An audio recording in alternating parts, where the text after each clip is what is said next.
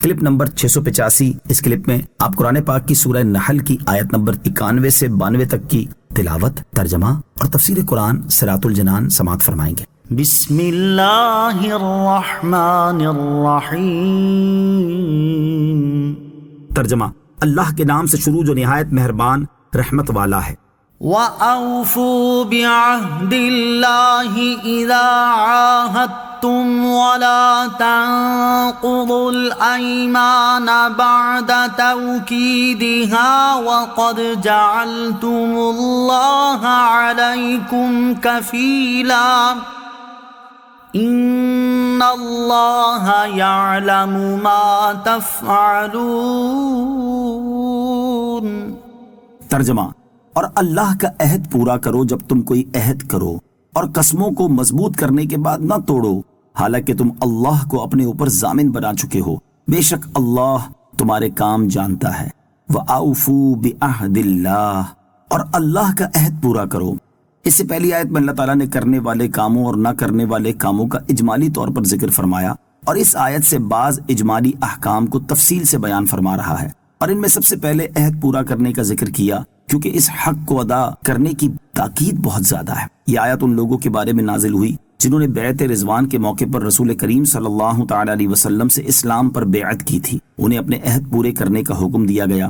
بعض مفسرین نے فرمایا کہ اس سے وہ عہد ہے جسے انسان اپنے اختیار سے اپنے اوپر لازم کر لے، اور اس میں وعدہ بھی داخل ہے، کیونکہ وعدہ عہد کی قسم ہے۔ حضرت عبداللہ ابن عباس رضی اللہ تعالیٰ عنہما فرماتے ہیں، وعدہ عہد ہی کی ایک قسم ہے۔ حضرت میمون بن مہران رضی اللہ تعالیٰ عنہ فرماتے ہیں، تم جس شخص سے بھی عہد کرو تو اسے پورا کرو، خواہ وہ شخص مسلمان ہو یا کافر، کیونکہ تم نے اس عہد پر اللہ عز و جل کا نام لیا اور اسے ضامن بنایا ہے۔ حضرت علامہ احمد ساوی رحمۃ اللہ تعالی فرماتے ہیں، عہد سے مراد ہر وہ چیز ہے جسے پورا کرنا انسان پر لازم ہے، خواہ اسے پورا کرنا اللہ تعالیٰ نے بندے پر لازم کیا ہو یا بندے نے خود اسے پورا کرنا اپنے اوپر لازم کر لیا ہو، جیسے پیران عزام کے اپنے مریدین سے لیے ہوئے عہد، کیونکہ ان میں مریدین اللہ تعالیٰ کی اطاعت کرنے اور کسی کام میں اللہ تعالیٰ کی مخالفت نہ کرنے کو اپنے اوپر لازم کر لیتے ہیں، لہٰذا مریدین پر اسے پورا کرنا لازم ہے۔ وَلَا تَنقُضُوا الْأَيْمَانَ بَعْدَ تَوْكِيدِهَا، اور قسموں کو مضبوط کرنے کے بعد نہ توڑو۔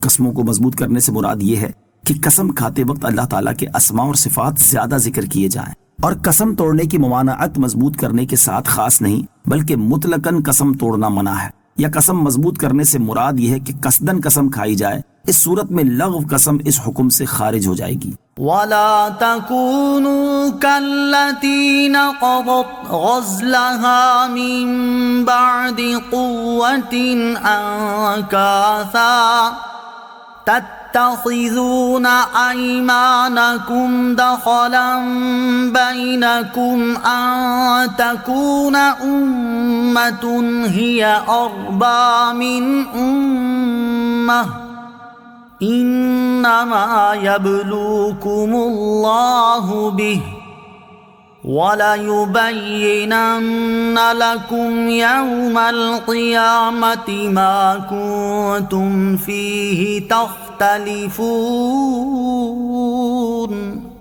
ترجمہ: اور تم اس عورت کی طرح نہ ہونا جس نے اپنا سوت مضبوطی کے بعد ریزہ ریزہ کر کے توڑ دیا۔ ایسا نہ ہو کہ تم اپنی قسموں کو اپنے درمیان دھوکے اور فساد کا ذریعہ بنا لو کہ ایک گروہ دوسرے گروہ سے زیادہ طاقت و مال والا ہے۔ اللہ تو اس کے ذریعے تمہیں صرف آزماتا ہے، اور وہ ضرور قیامت کے دن تمہارے لیے صاف ظاہر کر دے گا جس بات میں تم جھگڑتے تھے۔ وَلَا تَكُونُوا، اور تم نہ ہونا، یعنی تم اپنے معاہدے اور قسمیں توڑ کر اس عورت کی طرح نہ ہونا جس نے اپنا سوت مضبوطی کے بعد ریزہ ریزہ کر کے توڑ دیا۔ مکہ مکرمہ میں ربطہ بن عمر نامی ایک عورت تھی جس کی طبیعت میں بہت وہم تھا اور عقل میں فطور۔ وہ دوپہر تک محنت کر کے سوت کاتا کرتی اور اپنی باندیوں سے بھی کتواتی، اور دوپہر کے وقت اس کاتے ہوئے کو توڑ کر ریزہ ریزہ کر ڈالتی اور باندیوں سے بھی توڑوا دیتی۔ یہی اس کا معمول تھا۔ آیت کا معنی یہ ہے کہ اپنے عہد کو توڑ کر اس عورت کی طرح بے وقوف نہ بنو۔ تَتَّخِذُونَ أَيْمَانَكُمْ دَخَلًا بَيْنَكُمْ، ایسا نہ ہو کہ تم اپنی قسموں کو اپنے درمیان دھوکے اور فساد کا ذریعہ بنا لو۔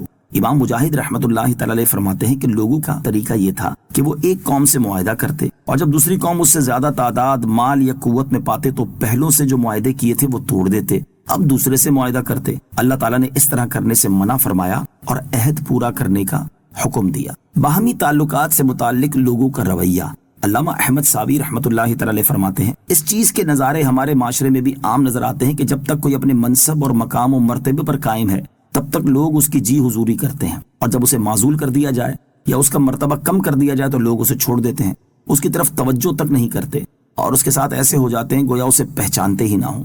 یہ حالات تقریباً 300 سال پہلے کے ہیں، اور فی زمانہ تو اس اعتبار سے حالات مزید بگڑ چکے ہیں۔